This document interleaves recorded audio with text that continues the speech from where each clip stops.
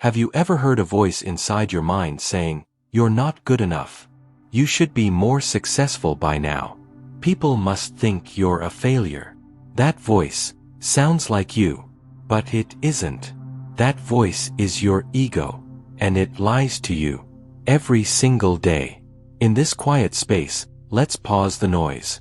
Let's gently unravel the illusion that the ego wraps around our lives, and rediscover a truth that's been with us since before the ego was ever born. Part 1. The mask you didn't know you were wearing. From the moment we're born, we begin crafting an identity, a name, a personality, a story. We learn to say, "me," and suddenly, we think there's something solid behind that word. But according to Buddhist wisdom, this self is a fabrication, a mask. The ego isn't who you are. It's who you think you are. It's a mental construct made of memories, opinions, fears, desires, and stories. And like all stories, it can be edited, rewritten, or completely made up. Your ego says, "I'm successful because others admire me." But what happens when they don't? Your ego says, "I'm lovable because of how I look or what I own." But what happens when those things fade? The ego builds a house of cards, and then dares you to stand tall inside it during a storm. Part 2. How the ego lies to you.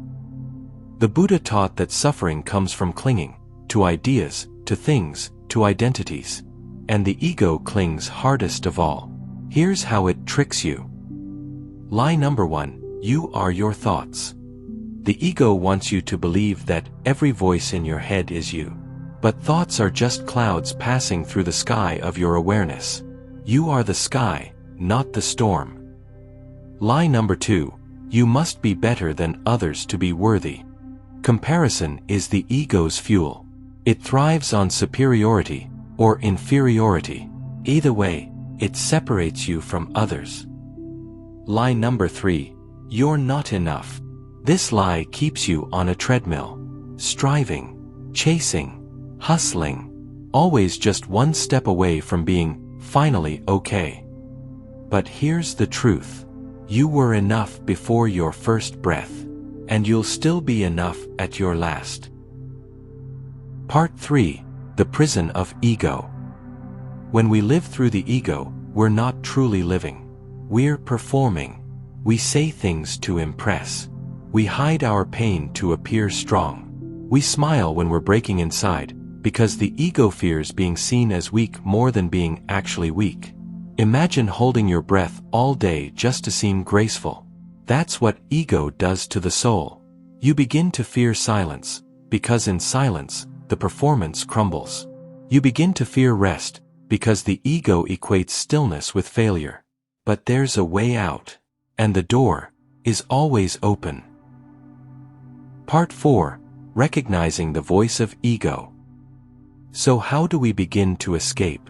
It starts with awareness. The next time a thought pops up, "I need more likes, they're better than me, I can't show weakness," ask gently, "Who is speaking here?"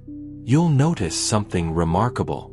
That voice is loud, but not deep, persistent, but not wise, urgent, but not compassionate. That's your ego. And once you recognize its tone, you no longer have to believe it. You don't fight the ego. You see through it. Like realizing the monster in the closet was just a shadow on the wall. Part 5. Buddhist wisdom on self and emptiness. The Buddha didn't teach that the self is bad. He taught that the self is empty. Not meaningless, but not fixed either. You are not a static identity. You are a flowing process, a river, not a stone. There is no permanent you to defend. No perfect version of you to chase. This is not depressing, it's freeing. You don't have to protect a castle anymore. You can walk barefoot in the forest and belong to everything.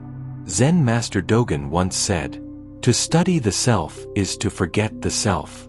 To forget the self is to be awakened by all things." When the self dissolves, the whole universe walks in. Part 6. Escaping the ego through mindfulness. So how do we live beyond the ego? The answer is simple, but not always easy. Mindfulness. Mindfulness is not just awareness. It is non-judgmental awareness. Watching your thoughts without clinging. Watching emotions without identifying. When anger arises, ego says, "I am angry." But mindfulness says, anger is arising. See the difference? One traps you. The other frees you. Through daily practice, sitting in silence, breathing, observing, you begin to loosen the ego's grip. You learn to be with what is. You no longer need to be someone. You can simply be. Part 7. Compassion dismantles ego. Compassion is the antidote to ego. Why? Because ego is obsessed with separation. And compassion collapses the walls. When you feel someone else's suffering as your own, the ego can't survive. When you help without expecting credit, the ego shrinks.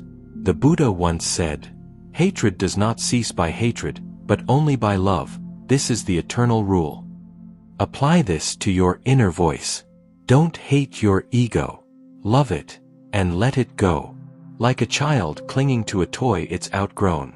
You smile, and gently take it from their hand. Part 8. Humility, the quiet power.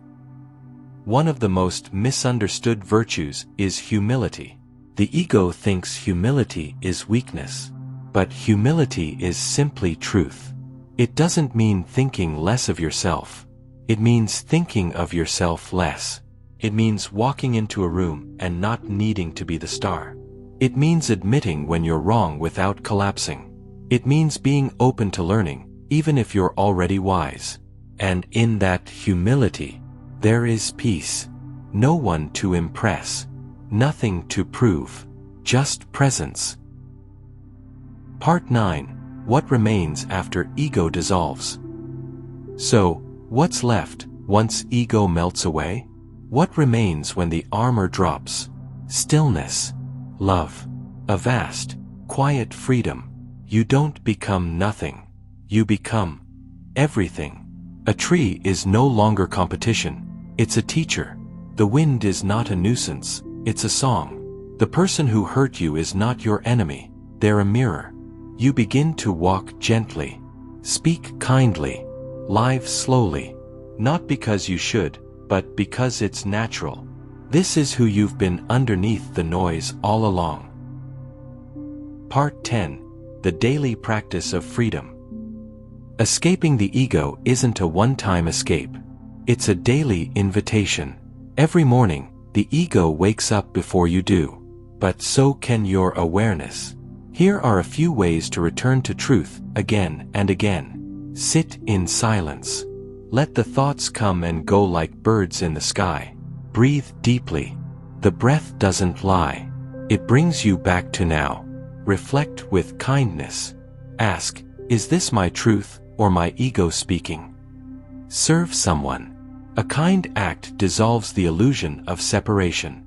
Forgive often, especially yourself. And when the ego reappears, and it will, don't panic. Smile at it. Thank it for trying to protect you. And walk on. Closing, you were never lost. In the end, escaping the ego is not about becoming something else. It's about remembering what you already are. A drop of awareness in the ocean of being. A flicker of consciousness wrapped in stardust. A gentle soul, whole even in your brokenness. So when the voice returns, saying, "You're not enough.